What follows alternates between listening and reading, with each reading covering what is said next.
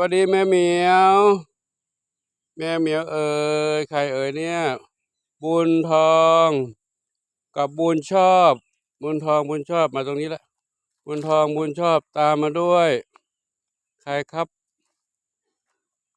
น้องพรทองพรเงินพรเงินอันนี้บุญบุญบุญชูบุญบุญชัยจิ๋วหลิวทับทวี บุญหลาย บุญหลายอยู่กับน้องพรเงิน ตามมาด้วยพรทองแดง พรทองแดงตามมาด้วย บุญส่ง บุญส่งตามมาด้วยบุญชิด บุญชิด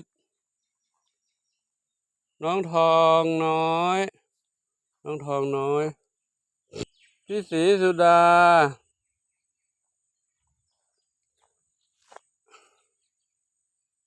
ศรีสุดามากับบุญ บุญนำโชคบุญนำโชคเพิ่มมาใหม่สมาชิกใหม่อีก2 เหมียว บุญนำโชคและบุญนำชัย บุญนำโชคและบุญนำชัย เขาเข้ามาใหม่อีก2 เหมียวดำอยู่ในรุ่นราวคราวเดียวกับน้องสายบุญทั้งหลายก็เลยชื่อให้อยู่ในตระกูลบุญด้วยกันเลยเนาะ บุญนำโชคกับบุญนำชัย ส่วนตัวไหนชื่อโชคหรือชัยนำโชคนำชัยนั้นต้องสังเกตดูนะครับว่าเขาเป็นเหมียวผู้ชายทั้งคู่นำโชคกับนำชัยนะมาใหม่2 เหมียว ส่วนมีเหมียวสายบุญทั้งหลายนั้นมีบุญ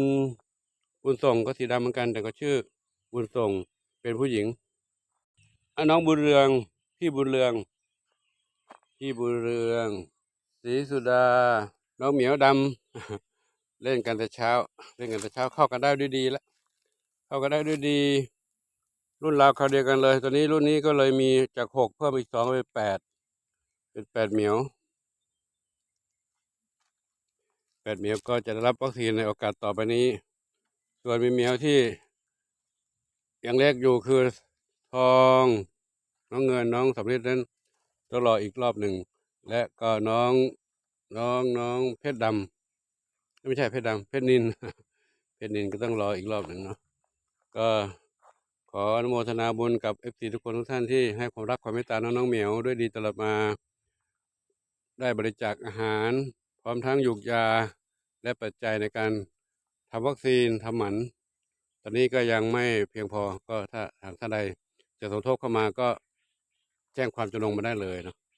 ครับขออนุโมทนาสาธุตามกำลังศรัทธาสาธุชนทุกคนทุกท่านที่มีความรักต่อน้องเหมียวต่อสาโลกทั้งหลาย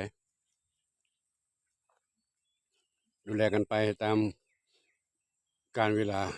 ครับสุดท้ายนี้ก็ขออำนวยพรให้กับทุกท่านพบกับความสุขความเจริญเพื่อการทุกคนทุกท่านเถิด